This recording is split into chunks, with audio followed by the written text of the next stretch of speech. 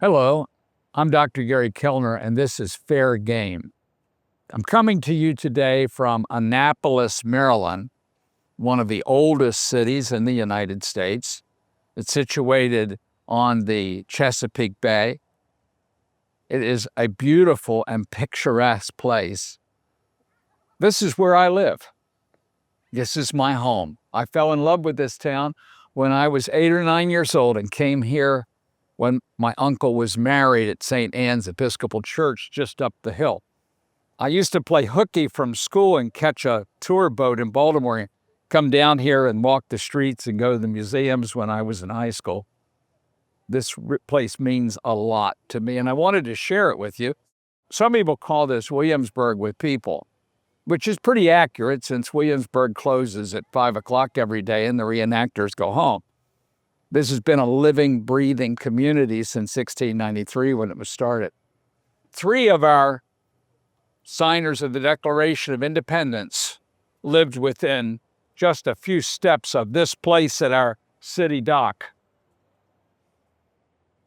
Wonderful stories about this city and its place in American history.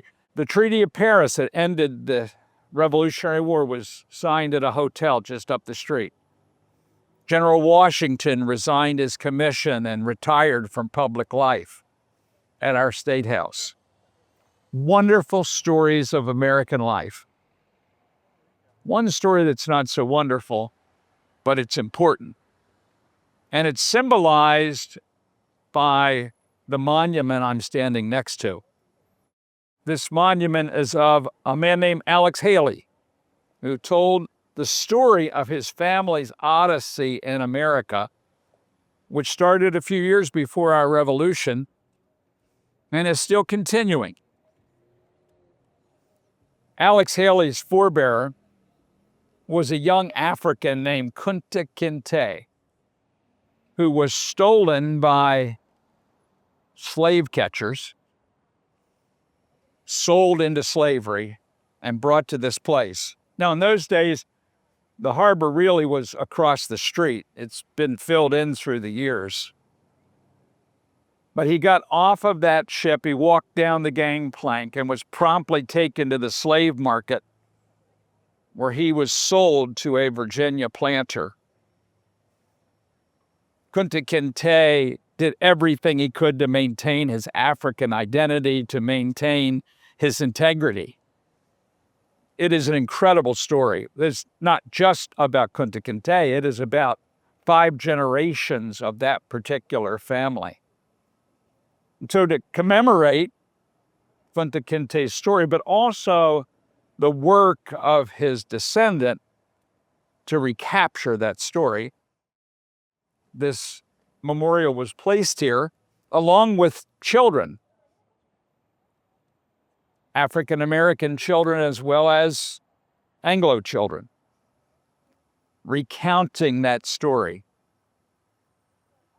I have an interesting connection to the Haley family. I was doing an event about a year ago that was commemorating our troubled racial history in this country, not only with African Americans, but also with Native Americans.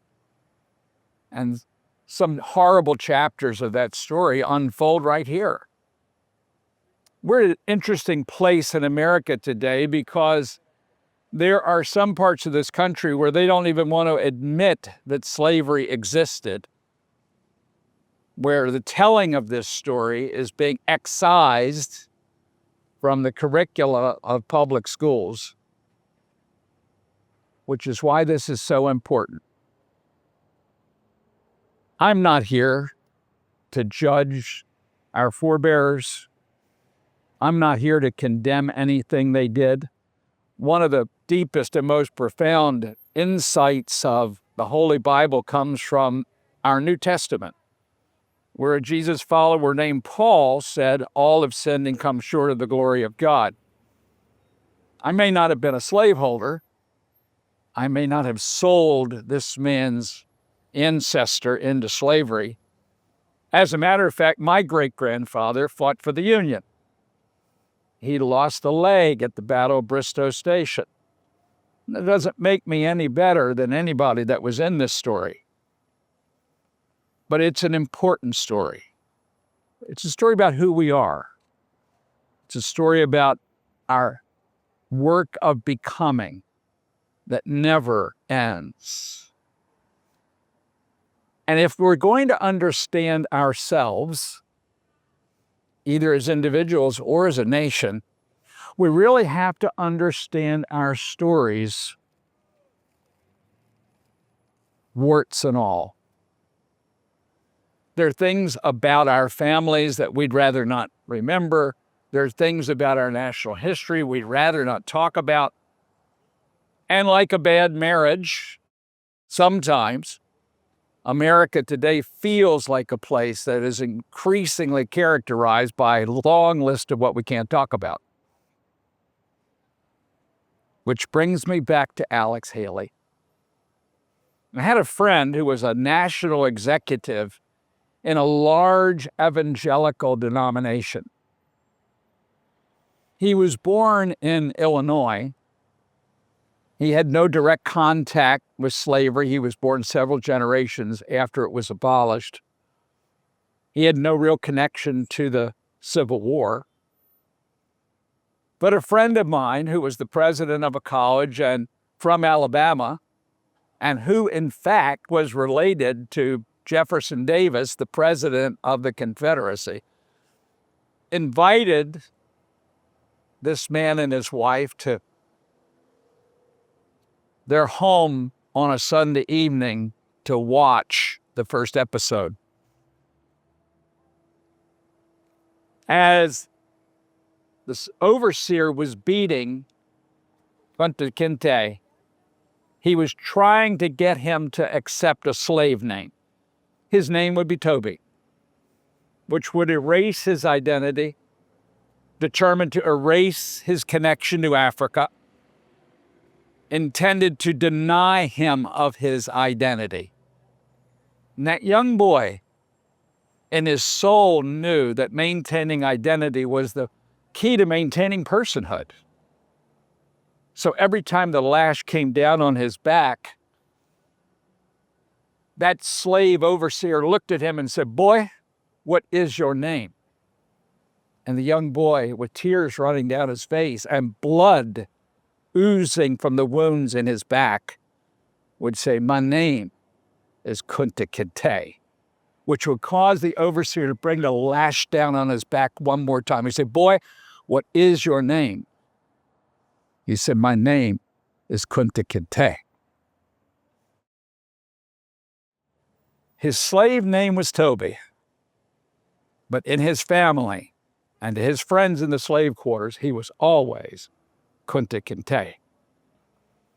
When it broke for commercial, this man who had grown up with no connection to the South, very little knowledge about slavery, looked at my friend from Alabama, and with tears running down his cheeks, he said, "Is that true? Is that how it really was?" And my friend looked at him, a Southerner who had ancestors who fought in the Confederate Army in defense of slavery. And my friend looked at him and said, "That is true, Joe. That is true." The other man hung his head in shame. Stories are important. Stories tell us who we are. Stories tell us where we've been. Stories tell us what we can be if, as Mr. Lincoln said, we pay attention to the angels of our better nature. From a practical standpoint, I think it's important that we make sure our kids hear these stories and our grandkids hear these stories. I've had 3 of my grandchildren in this very spot, and I have told them about Alex Haley and Kunta Kinte. And they have asked me the same question, "Poppy, is this really how it was?" And I think by bringing them here, I have done something important. that if we could just break through the noise of the cacophonous dissent in this country and the attempt by the extremists on both sides to control the dialogue and to tell us what we can talk about, if we can resist the temptation to knuckle under to that, we might just be able to keep our republic. This is Dr. Gary Kellner, and this is Fair Game. Thank you for joining me today. I hope I'll see you again soon.